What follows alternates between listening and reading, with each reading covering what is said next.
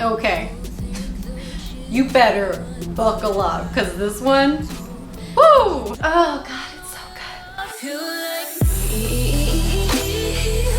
good. So today I'm gonna talk about Goblin, the Great and Lonely God. Goblin is one of the highest rated K-dramas that I've been putting off watching for forever. I think the title Goblin kind of was a turnoff. So I've seen some translations where they call it Guardian, the Great and Lonely God, which Guardian is better because a Korean goblin and like an English goblin are not the same thing. So, Goblin.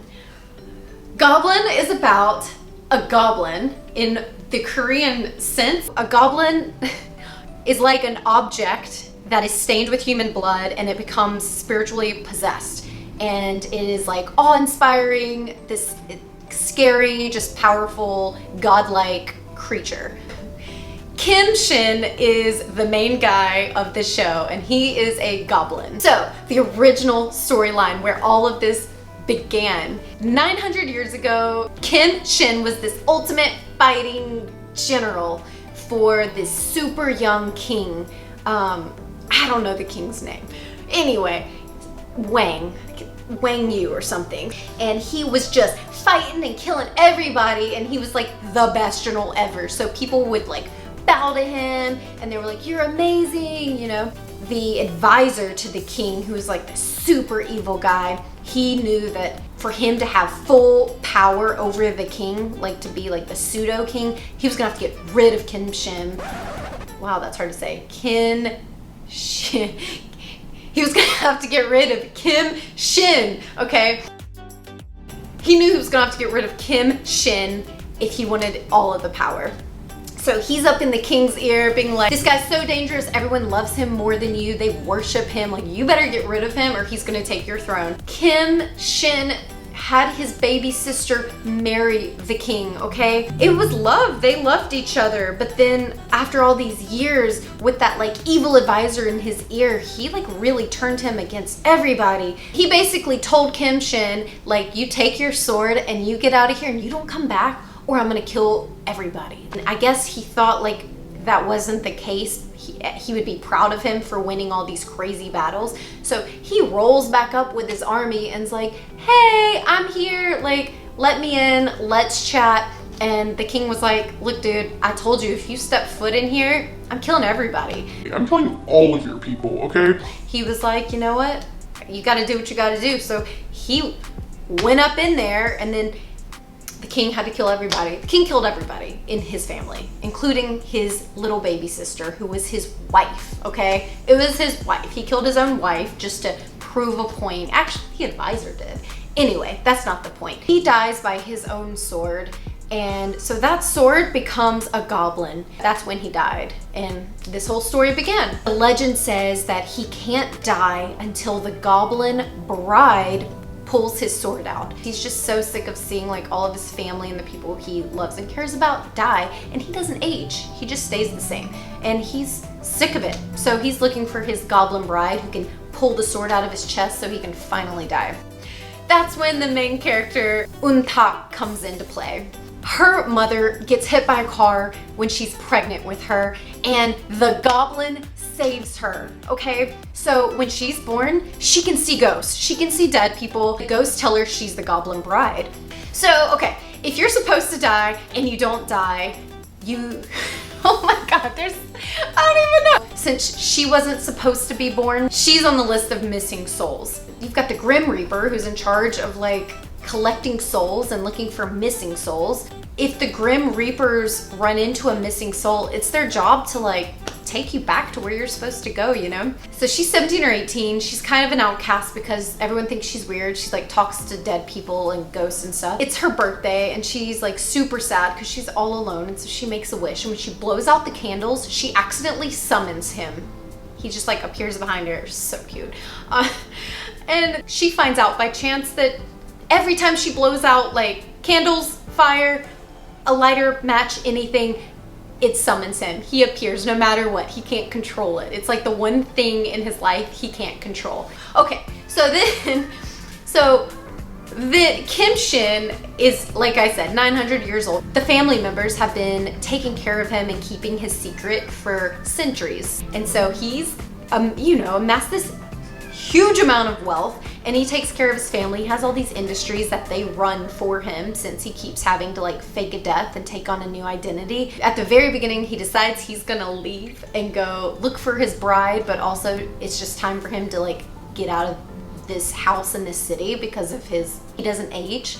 So his little bratty nephew, who's obsessed with like making money and getting money, he rents out the Goblin's house, like this big gorgeous mansion in Seoul. He rents it out, okay? And who does he rent it to? The Grim Reaper, the guy who's been trying to kill the Goblin Bride. But once Kim Shin realizes that she's probably the Goblin Bride, he can't leave. He has to stay. The Grim Reaper refuses to leave because he already gave his nephew all of his money and he signed the lease. And so he's like, no, this is my house. I'm not getting out. Like squatters' rights, you know? So then they both have to live together and they hate each other. You know, the Goblin keeps saving people who shouldn't be saved, and the Grim Reaper is supposed to like collect their souls. And so there's a lot of tension there. Like, he's messing up his job, you know, he's getting him in trouble with like the big boss, you know what I'm saying? He's trying to figure out who the Goblin Bride is so he can die, but then, oh my god, the Goblin has to test the Goblin Bride to find out if she's actually the Goblin Bride so he can die. But then he falls for her. It's the first time since he died that he feels something. He feels alive again and he changes his mind. He doesn't want to die. Doesn't want to die anymore. He loves her and he wants to be with her. He ends up telling her to get a job at this chicken shop. So she goes to this chicken shop and there's this gorgeous, perfect, single lady running this chicken shop, and she forms a relationship with her. And then the chicken shop lady falls in love with the Grim Reaper, okay? And that was my favorite relationship in this show. Oh my god, it is so good. He can't tell her the truth that like her whole reason for existing is to kill him. Like that's her whole reason for existing, and he loves her. And so then she's trying to like pull his sword out and he's like, no, don't. But he can't tell her why because he doesn't want her to feel stressed, I guess. Like, oh, it's so sad. Everyone starts forming relationships and you start realizing that they like really like each other and maybe they don't want to lose each other. And then, oh man, oh god, you find out someone's got to die here. You can't just like live happily ever after. That's not this show. One of you got to die, someone take a pick, you know? It's tough. I'm sad just thinking about it. But then you start realizing people live multiple lives, and so the person he wants revenge on most probably is alive again in this lifetime. And also his sister could be alive. Where are they? You know? Are they around him? Does he know them? Does he cross paths with them? I don't know. You'll have to watch and find out. Whew. Okay, let's review the show, shall we? The plot. This plot felt super original. Total escapism. They built like multiple worlds and smashed them all together. Like when the show was done, I just had to sit there and think like, where do I go from here, right? It's heavy, it's a lot. I loved the twists. There's a lot of twists, and I love to be shocked, okay? And this one really shocked me multiple times. When you start finding out who people are and when other people come into the show, and oh my god, there's so many twists. Anytime a show makes you think, like after it's done, you're still thinking about it, like that's a really good show. I really love the story about the Grim Reaper, like his job and how you become a Grim Reaper and how it ends, like when the job is over. It's really cool. And the concept of fate versus like the divine plan. They did a really cool job on that too. That one really got me. It made me think a lot. I go back and forth, I'm sure. So this one, when it was on air, was a little controversial because of the age difference between the Goblin and the Goblin Bride. I understand the disparity in age is what kept them apart and you know, gave us that extra drama we really needed to just eat this up. But you wouldn't have had that if she was of age already at the beginning. Whatever, it was a creative choice. It's not my show, but I loved it. Also, I would have chose a different ending, but that's okay. Whatever. Chemistry, okay. The Goblin and the Grim Reaper, those two guys need their own show because they are so good together. All of their scenes were amazing, so good. They have you rolling. They play off each other so well. God, like they were almost my favorite part of the show. The Sunny and Grim Reaper are my favorite part of the show, but they were like a really strong second. I could watch them all day, and I did because they have another show called Touch Your Heart, and it's really cute. I mean, obviously the sexual chemistry was kind of lacking between the Goblin and the Goblin Bride. Because she's a child, it would be kind of weird if it was a little more intense. The sexual chemistry isn't actually needed to drive the story forward, because it's just like, it's like a fated love situation. The girl, Untak, is like, she's such a doll. Like I said, the chemistry, not really there, but like, she's so adorable. She played it perfectly. It was a good cast. The casting was great. I loved all of them. The feels.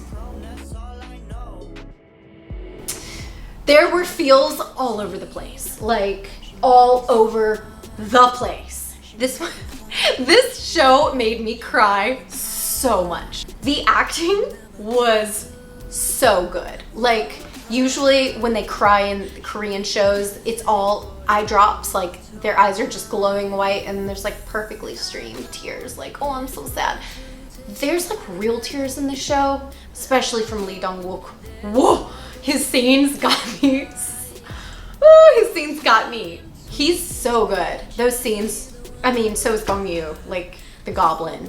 Both of the guys brought it. When you find out who everyone is, you just want to die. Oh, I can't even tell you. And he's like, you're ugly. And then literally he says, you're ugly. And then I'm just crying all over the place. This show had me in my feels. I was crying over everything. I don't know which scene had me crying more. No, I do know. When you think someone's mind is erased, but it isn't. Oh my God.